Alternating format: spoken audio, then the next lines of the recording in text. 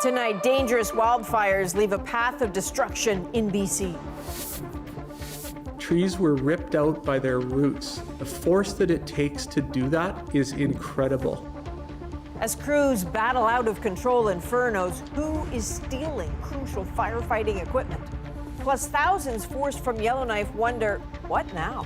I'm worried, with money, because it's really scarce right now. And in Southern California, record rain, floods, and mudslides.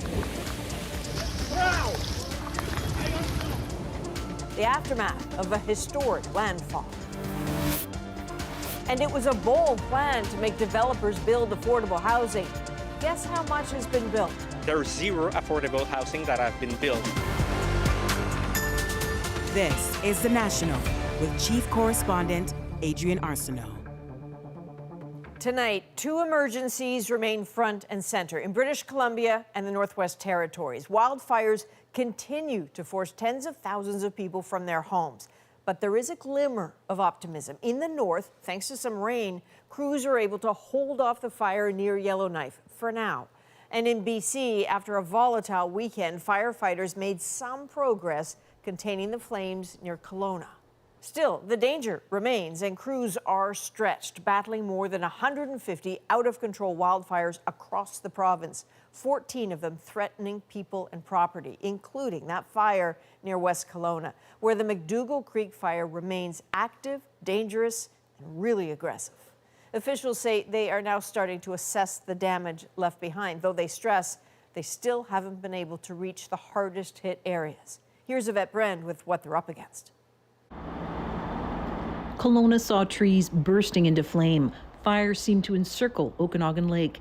In Shuswap, where two other fires merged over the weekend, a woman says she knew she'd lost her home to the inferno when she saw an explosion. We saw this 50-foot high flame go up, and it just right from where we know our house was, right? That we could see that there was forest that was still green at that point, and then this flame, and it was okay, we can't even hope at this point. It was there's not even room for a hope. Heartbreak. And after surveying the damage from the West Kelowna fire, the Premier warns more to come. It's reasonable to assume that most, if not all, of these structures are homes, which means that these homes are gone. These are families who have lost everything. Most are thankful, but some are frustrated, fearful. Kendall Markin says neighbors who stayed behind to fight the fire saved her Shuswap home. They want to do it. They want to fight. They are capable. They're using their own equipment. They're doing a great job. They're winning. Officials urge people to leave when asked and say fires are too extreme to fight with water alone. They had to fight fire with fire. Had we not done any planned ignition, the fire would have come south anyway.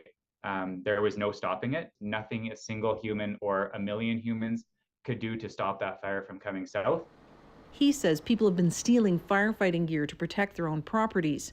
It's to the point now where it's limiting what we can even do in that area. And it's really making it difficult for structure protection staff to be successful there. Officials ask for calm and cooperation. The devastation is going to be really more real when we go home and see it. In the face of such losses. So Yvette, there's a lot for people here to deal with, emotionally, personally, but we're also at a stage where people need hard information, some real news. Can you help us out with that? That's exactly right, Adrian. And when we speak to people, they want to know, right? Is my house still standing? And a lot of them just don't know. We're going to see the Premier David Eby come to Kelowna tomorrow and tour some of the fire-ravaged areas and try to give people more specific answers. All he said so far is that 50 homes were definitely destroyed in West Kelowna, but he's hinted that there are a lot more than that. All right, Yvette Brand in Kelowna tonight. Thank you. Thank you, Adrian. Tens of thousands of evacuees are also far away from home due to the wildfires in the Northwest Territories. After some long and very hard journeys, many have managed to escape to Alberta. Aaron Collins shows us the new challenges confronting them now. When wildfires closed in on Yellowknife last week, getting out alive was the priority. 20,000 residents urged to evacuate their city. Holy But the worries don't end once the flames are in the rear-view mirror. Signs of evacuees from the fires burning across the Northwest Territories easy to spot at this Calgary hotel. I didn't get a chance to pack all my personal things, all my documents and everything it's back home. A temporary home for those on the run from wildfires. That immediate threat replaced by more practical problems. I'm worried, with money, because it's really scarce right now. I think I got $500 in my checking account. That's all I have right now. Hotel rooms and meals are being provided, and the territorial government has offered a one-time payment of $750 to evacuees. Of course, the biggest question on their minds, when will they go home? To date, the fire is still a threat, and we don't have a date for when folks can come back. For its part, the federal government has pledged to help evacuees while they wait. Having to flee with your most precious personal possessions, but uncertain as to whether your community would be there when you return, that's a very, very difficult thing for people to experience, and we want to make sure that we're there for those people. For now, there are few details of what that help will actually look like. More uncertainty and stress for evacuees navigating life at Edmonton's reception center. I did not know any of the protocols or anything. I was just caught off guard. I was just going into a standard rush. Still, amidst all the unknowns, a sense of gratitude for what has been provided. It's a lot of people to take care of, and they're doing the best they can with the resources that they have. But it is a little bit slow, but I'm not complaining. I'm pretty grateful for all the help that the people here at Edmonton has showed us. So as this unprecedented wildfire season continues, the costs for those scattered far from home continues to mount. So, Aaron, there's still a pretty tough, pretty anxious wait ahead for those evacuees. Yeah, Adrian, for evacuees here in Calgary and really all across Alberta, it's going to be the fires that kind of determine, whether or not they get to go home anytime soon. And there is some good news on that front. Some cooler weather, some wetter weather has rolled into the area around Yellowknife. That's good. That means that fire's kind of in a holding pattern around the city. The bad news, the fires are not out yet, right? So those folks that are waiting to go home are also in a holding pattern because the fires continue to burn. And of course, all of this is coming as kids are getting ready to go back to school next week, something that doesn't look very likely for folks from Yellowknife. All right, Aaron Collins in Calgary, thank you. Some evacuees say sharing reliable information about the fires has been frustrating because Meta has now blocked Canadian news on Facebook and Instagram. The Prime Minister is blasting the tech giant for the move.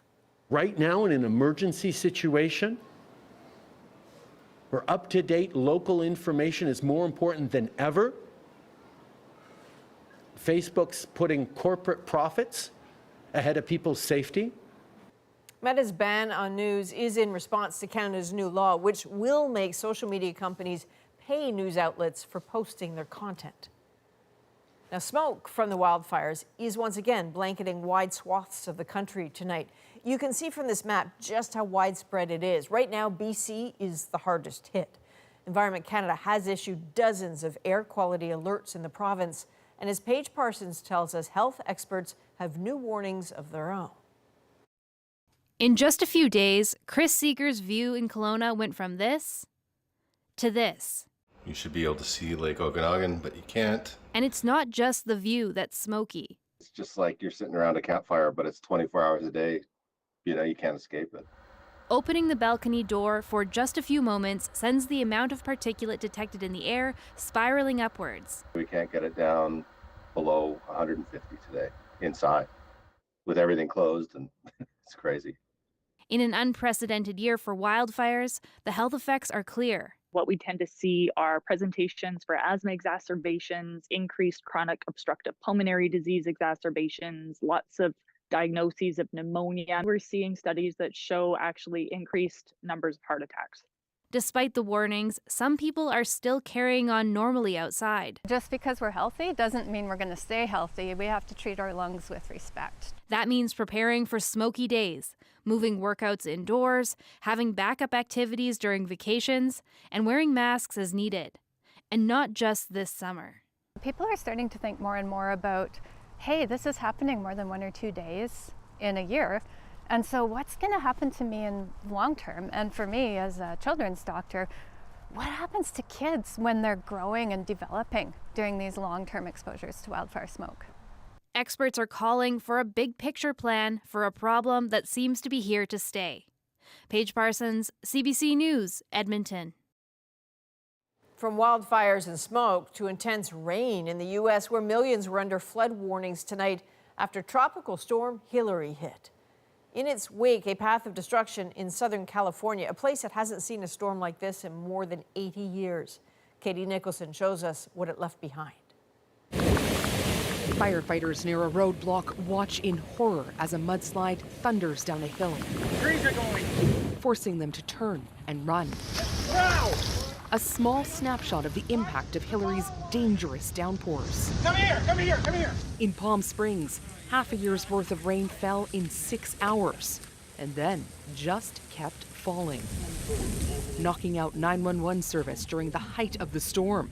Floodwaters choked out major roads. Right now we have flooding on all of our roads. There's no way in or out of Palm Springs.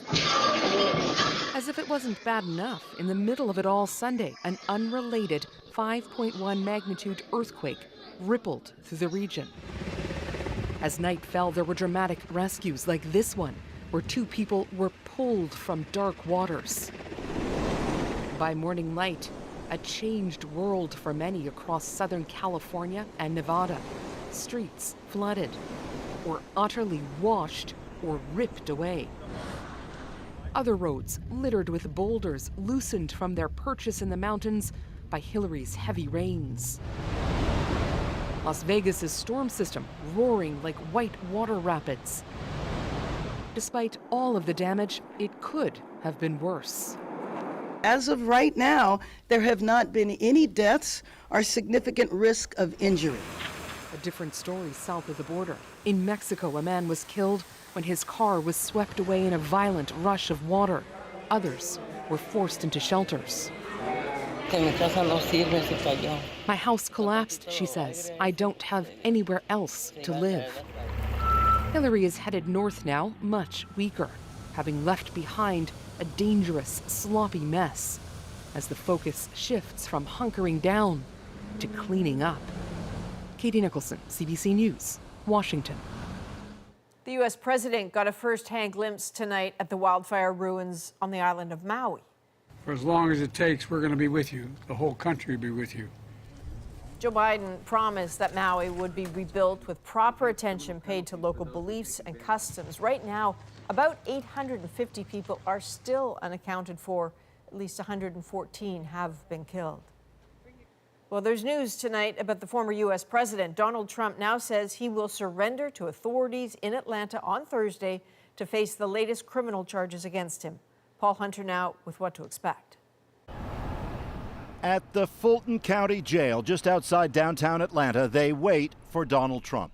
He will surrender there behind the barbed wire on Thursday, submit to fingerprinting and maybe a mugshot ahead of his coming trial with 18 others accused of conspiring to overturn the 2020 election. USA! Even as he's seen his standing among Republican voters strengthen. As the party's leading candidate for the next election, he regularly slams the accusations. Because I'm sitting in a courtroom on bullshit. His backers do not disagree. On practical matters, Trump's lawyers have meanwhile signed off on terms to keep him out of prison, at least for now. Agreeing on a $200,000 bond with a directive that as he awaits trial, the defendant shall make no direct or indirect threat of any nature against any co-defendant or any witness. Look at a future president signature. This as the party's other candidates prepare for the first big debate Wednesday, an event Trump now says he'll skip, citing his lead in the polls.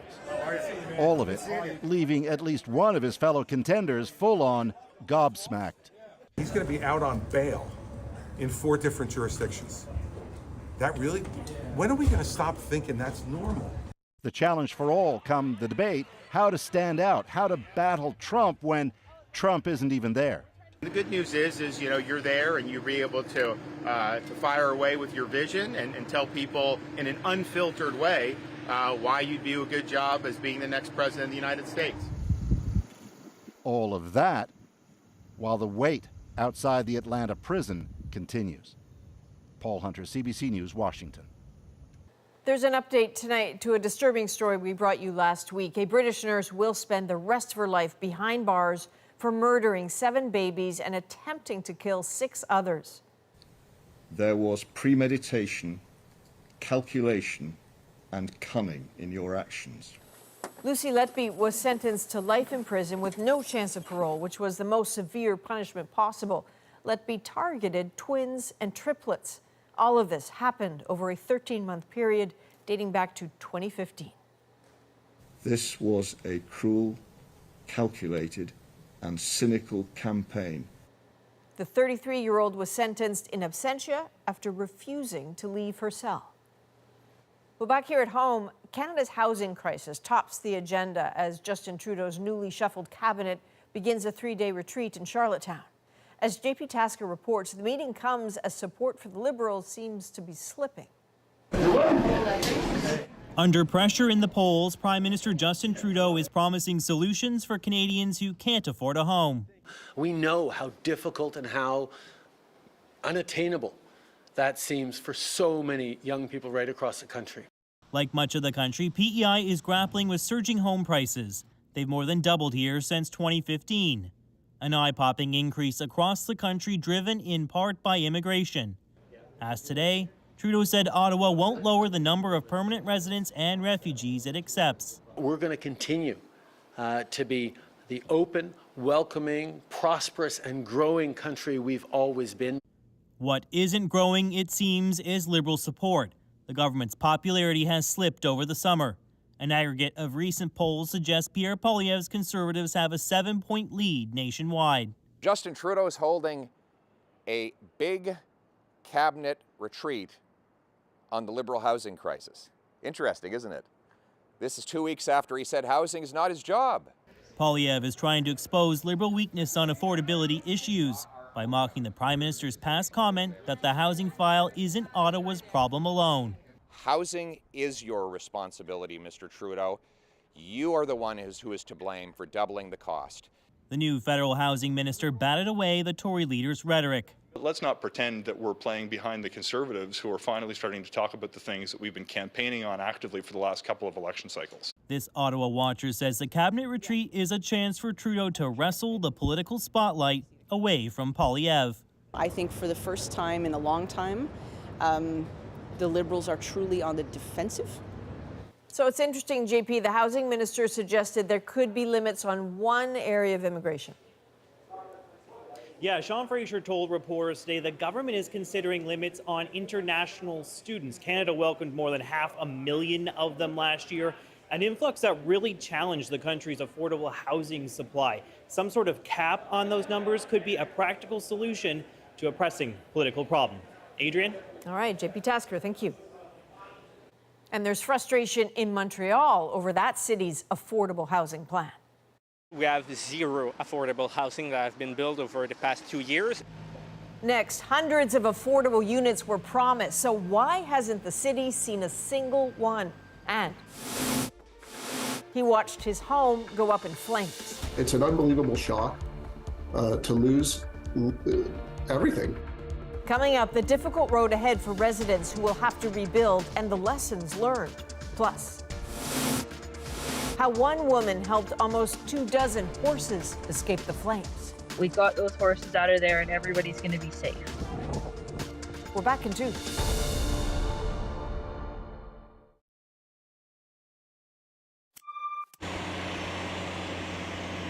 Cleanup crews in Toronto are working to contain a chemical runoff that may have seeped into Lake Ontario after a fire at an industrial plant more than a week ago.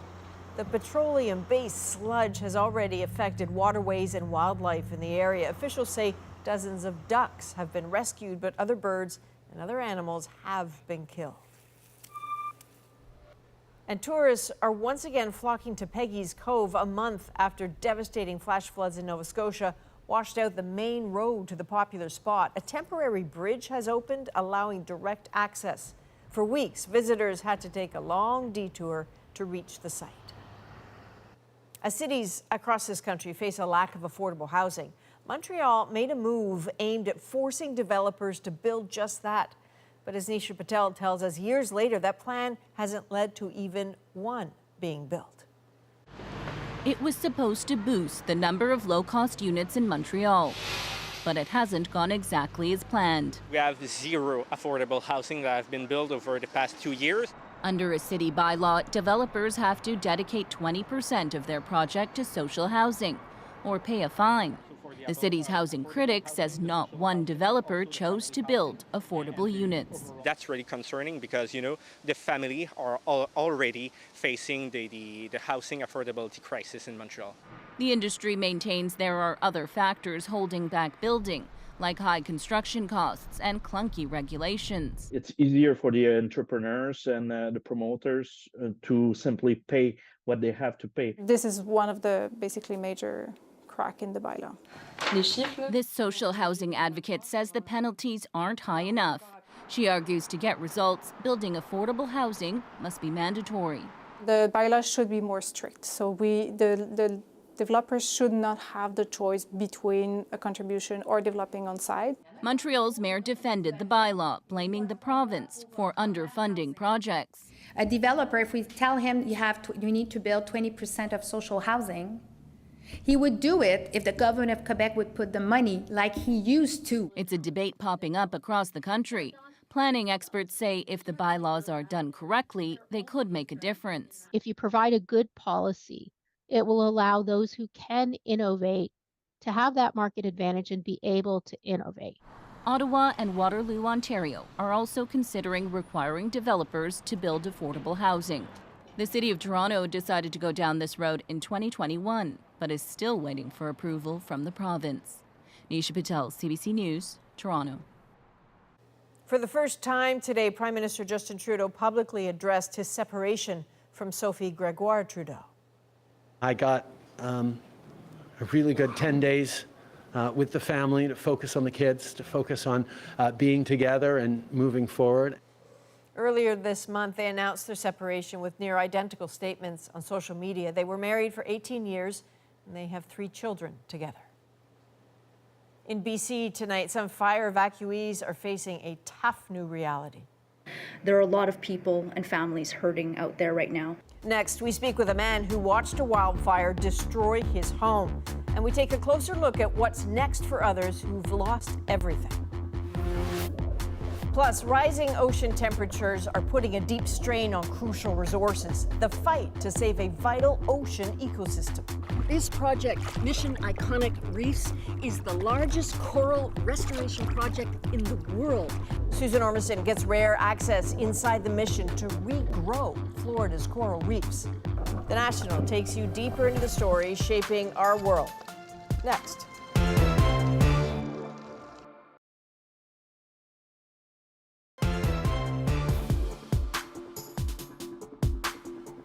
One terrible fear is top of mind tonight for tens of thousands of people driven from their homes in BC and the Northwest Territories. What if the wildfires that drove them to find a safe shelter do end up incinerating their homes and everything in those homes? This is a nightmare scenario that could play out again and again. So what if it's you who has to move fast? What do you do? What do you take? How to make sure you are as protected as possible? We're going to get you some solid tips in a moment. But first, we'd really like you to meet Chris Erickson, who is living this. He learned from an image on the news that his home in West Kelowna had burned beyond repair. So Chris, every time I think of that, I cannot imagine what this is like for you. Can you walk us through that moment you figured out what had happened to your home? Wow. Yeah, we evacuated Thursday afternoon. Just before the order was put out, so we were slightly ahead of the curve on getting out, and so we grabbed what we could and threw it in the truck, and away we went. And then we saw a photo published in one of the local newspapers that showed this massive wall of flames right behind our house. And from that point, both my wife and I started gearing up to face the fact that we could have lost everything. We got confirmation Saturday morning from a group of neighbors. One sent us a video clip that's since been taken down where we could see a helicopter fighting the fire at our house. The second was a doorbell video taken from our neighbor whose front door faces our place. And that video was hard because we could see our house just engulfed in flames. And then we could see the roof collapse like just the whole structure basically just come down. It's gut wrenching. I mean, there's no other way to describe it. It's gut wrenching. When you said when you're preparing to pack up and you just put everything in the truck, in that moment when you had a sense, yeah, it's time to go, what was important for you to take? And if you had the opportunity to pack up again, what would you do differently? Yeah.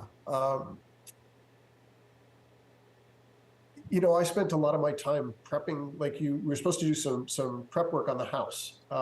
So I spent a lot of my time doing that rather than packing my stuff. It's just stuff. The stuff that's irreplaceable is like my mom, like my wife's mother's ashes were in the house and they're gone. You know, heirlooms, little notes and art projects from the kids when they were little. My kids are now adults, but from when they were little, those are gone. You know, there's very little that we got out of the house with. You know, we were not thinking when we left that was the last time we'd see the house standing. That's for sure. I mean, it sounds, Chris, like you haven't had a moment to sit with this loss because you've already filed an insurance claim on your home. This must have been a headache, and there are going to be others in your shoes. What do you want people to know about the insurance process? One of the things that I would suggest for anybody is proceed with patience, proceed with kindness. And I think that that's going to help. You know, it's really easy in situations like this to lose your cool. And it's really, yeah, it's really easy to just unload that on who's ever in front of you. And it's best to remember that the people that you're talking to, they're just trying to do their jobs too. And you know, if they have to fight with you, it's going to be harder for them to do what they need to do. So yes, there's a lot of paperwork. Yes, there's a lot of red tape. Yes, there's a lot of back and forth, and insurance policies are written for lawyers, not for regular people. And so the wording can be confusing, but you know, typically your adjuster will walk you through the whole process. The insurance companies are going to be looking for a record of what your possessions were. What did you actually lose? And so to have some kind of a record, I mean, if you don't have it, you don't have it. But at the same time, you can use other photos that are taken in and around the home to start filling the gaps. And fortunately, we had a ton of video that we had actually gone through and sort of walked through the house for a different project. And it just happened to be at the right time. So we got really lucky there. Absolutely. Chris, we thank you very much for your calmness and for sharing what you've been through with us, and really best of luck to you. Well, thank you so much. I really appreciate it. Across the country, there are so many people like Chris dealing with that same sudden loss. People need advice, so we're going to get some from Cheryl Evans, the Director of Flood and Wildfire Resilience at the University of Waterloo. Cheryl, thank you for being with us. I know you saw and heard what happened to Chris and his family. As someone who has this expertise in helping people through wildfire recovery, what really should people in Chris's position be doing right now? He can register for emergency support services, and he can do that online and then come into the evacuation center, the reception center, and find out all the supports that are available for him: mental health services, financial support services, a wide variety of services. So it's not just about your own insurer. I mean, in a position like this, provincially, there is help for you. That's right. The province is in charge of making sure people have the communication and the resources that they need as much as possible. Subsidy supports that become available if disaster financial assistance is available in the future, and mental health services. The other thing that's critically important is you get in the database so that they know you've arrived safely and they know how other people can connect with you. Okay, this is a good tip. And in terms of people who are listening tonight who might be evacuating next, is there anything that they can do to, I don't know, either prevent damage to their homes or at least take measures to minimize the risk and protect themselves? The vast majority of ignitions due to wildfire are because of embers that float through the air from the wildfire itself. So if you can reduce the risk that the floating embers will ignite things around your property or on your home, you can reduce the risk of ignition. So you can do basically what amounts to tidying up. So around your house within 10 meters, mow your lawn to 10 centimeters or less. If you've got, say, firewood or fuel tanks right beside your house, move them at least 10 meters away from the house. And share what you've learned with your neighbors, because your house, if it's properly protected, if the neighbor's house is ignited, then it can increase the chance that your house will ignite. Absolutely. And in terms of insurance, what can people who are anticipating evacuation do to make sure that at the end of the day they are compensated? Most insurance companies have a list that you can add on, an inventory list, so you can make sure you know exactly what you have and the estimated value. And so the more that you have details about what you had, the easier it is for the insurance company to understand how to restore your property to what you lost, and as well as the contents, not just the structure itself.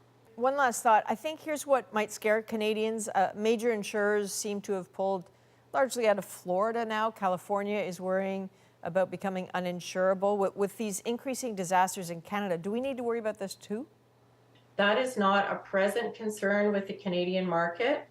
However, every year it changes. It's a numbers game. They have to look at what's an appropriate costing model in Canada. So what I like to say is that because insurance is a tool that we can use to reduce or manage our risk, one thing we need to do is protect that tool. So reduce the risk that our homes will ignite, our neighbors' homes will ignite, and reduce the losses, minimize losses for insurance companies so that they can keep the numbers manageable, keep insurance premiums affordable. Okay, Cheryl Evans, thank you for helping us out with information that so many people across this country need. Thank you. You're very welcome. There are so many fires burning across Canada right now. You can see them all in one spot. That's the CBC News Climate Dashboard. There you can track the fires, the smoke, even the temperatures in your area, and how it all compares to historical trends. This is all at cbc.ca/climate. Well, coming up, how an Alberta woman helped horses escape the wildfire threatening Yellowknife. We have lost, since the 1980s, almost 97% of our coral coverage. And Susan Ormiston gets rare access to the scientists trying to breathe new life into coral reefs.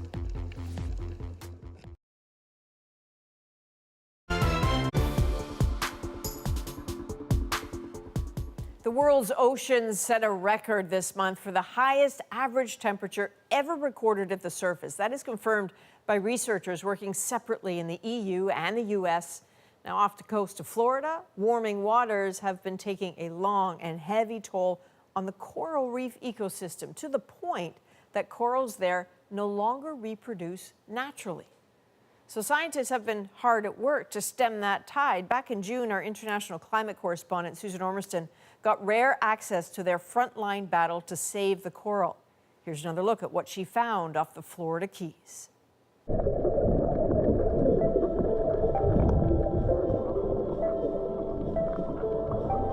These divers are warriors in an underwater battle. It's a really dire and bad situation.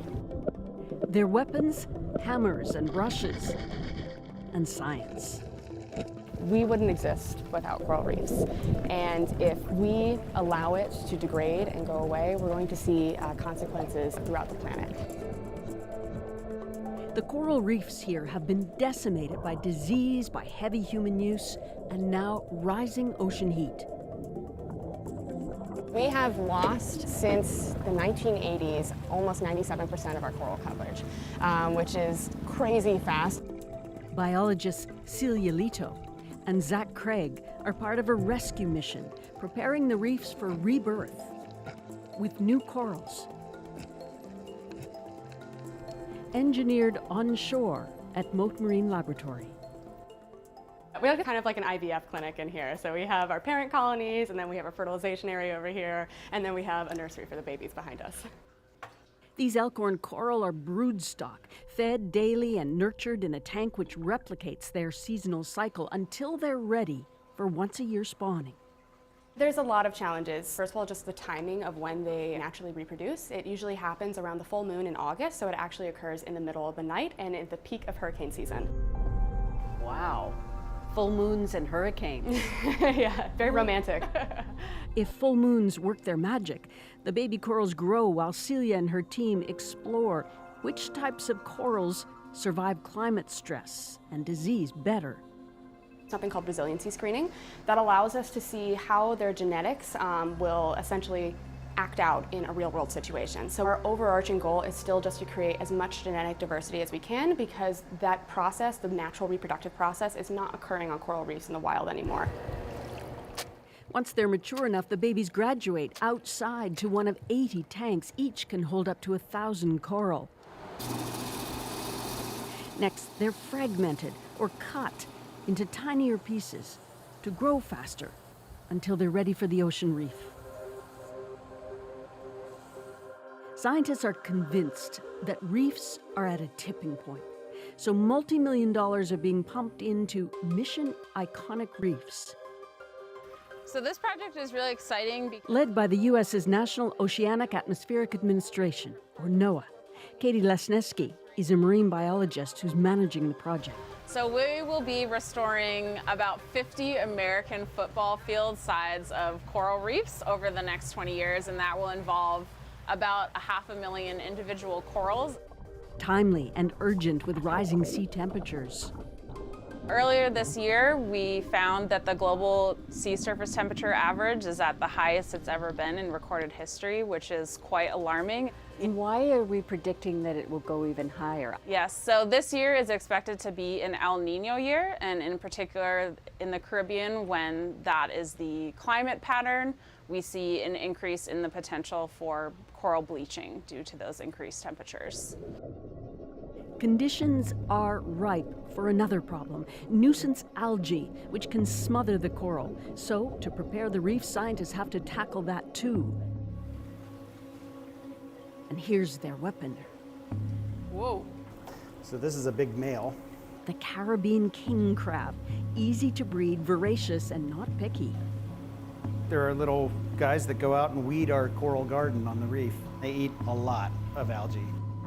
The crabs that we're looking at here are a very effective grazer, and by removing that algae, they reduce the competition between algae and coral.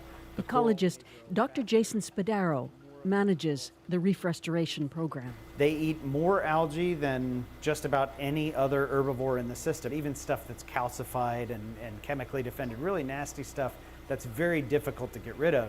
These guys will go to town on it. One female can produce 5 to 6 times a year, with each clutch numbering hundreds of eggs. Within a year, divers will start to add hundreds of thousands of juvenile crabs to the reefs to help those corals survive.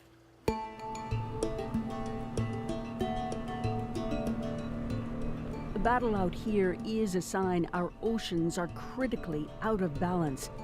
Restoration is a massive project, and it can feel daunting. Celia calls it eco-doom. It is an enormous problem, and it is no problem that any single person or organization can take on. And it can cause you to kind of spiral a little bit, because you're like, oh my gosh, this is so big and I'm so small, like how can you possibly make a difference? But for these young scientists, field work is the antidote. So they started out as about a square centimeter in size, and they've since grown. So we are actually going to plant these guys in clusters of 4, and each cluster is going to be a tight cluster, so they're going to be really close together so they can fuse together rapidly. Operation Outplant is now underway on Looe Key.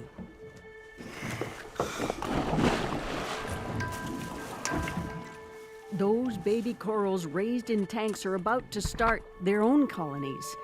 down below. All right, Celia, ready?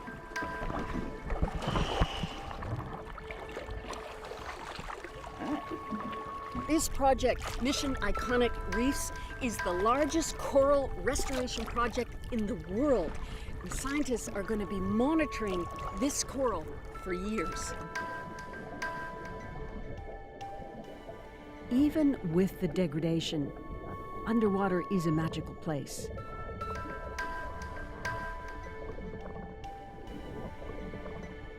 Zach has mapped out exactly where the clusters will go, each with its own identifying tag. They massage a ball of epoxy to secure the coral pucks to the reef.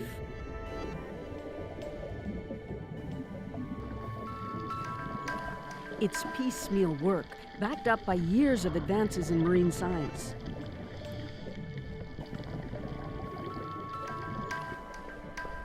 Some of the earlier plantings are thriving, some are not. The damage already done will take decades to recover. Celia and Zach are wrapping up today's mission, giving coral colonies a fighting chance to reproduce again, naturally on the reef. This is where we do our best work, and we're slowly but surely making great work in the right direction, which is really reassuring. Successful planting? I would say so, yeah. They look really happy. The previous outplants out there, they're growing from the last time they were out there, and then now we just added those new ones, which are a little bit smaller, but I think they'll be happy out there. Have a happy new home. Yes, a very nice home too. It's a beautiful reef. Now, Susan's story first aired back in June. Through the summer, the spiking temperatures on that reef have proved immensely challenging. So the organization is now carefully removing thousands of stressed and dying coral from the ocean floor and placing them in tanks of cooler water on land until the temperature dips in the fall. The decision was instant to me. As soon as Katarina told me how close the fire was, it was just like, all right, we're going.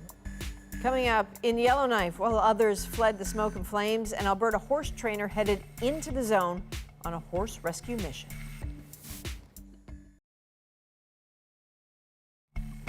So what are you looking at here? This is Sienna Keller. She's leading a horse out of a trailer in Alberta after a very long journey.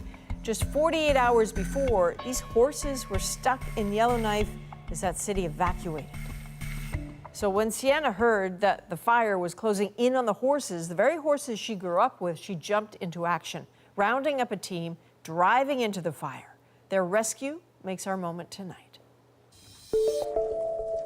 Bedford, you need a minute. Come on. Wednesday morning, my friend Katarina had called me and said that the fire was actually 16 kilometers away from the barn. I knew they didn't have enough trailers and stuff to get all the animals out. The decision was instant to me. As soon as Katarina told me how close the fire was, it was just like, all right, we're going. So in the end, we had 4 trucks and 4 trailers. So by 7 o'clock at night on Wednesday, we were out on the road. The smoke and smolder was quite intense. You know, we're all realizing that, oh gosh, we gotta get there, get loaded, get turned around and get out, because at any time this could take off and we'll be stuck there. So we ended up doing 22 horses, 2 minis, 2 donkeys, 5 goats, and a bunch of budgies.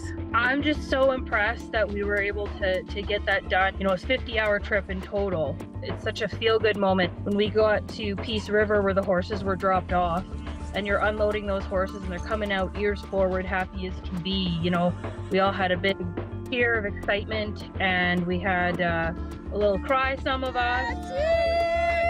It's a bit surreal. You're just like, wow, we did that. We got those horses out of there, and everybody's going to be safe. Well, good for them. Finally, there's a moment to celebrate. She said that as they were heading into the zone, they got stopped by police a number of times. There were roadblocks to prevent people from heading into the zone, but once they explained what they were there to do, they waved them through. That is the National for Monday, August the 21st. Thank you for being with us. Have a good night.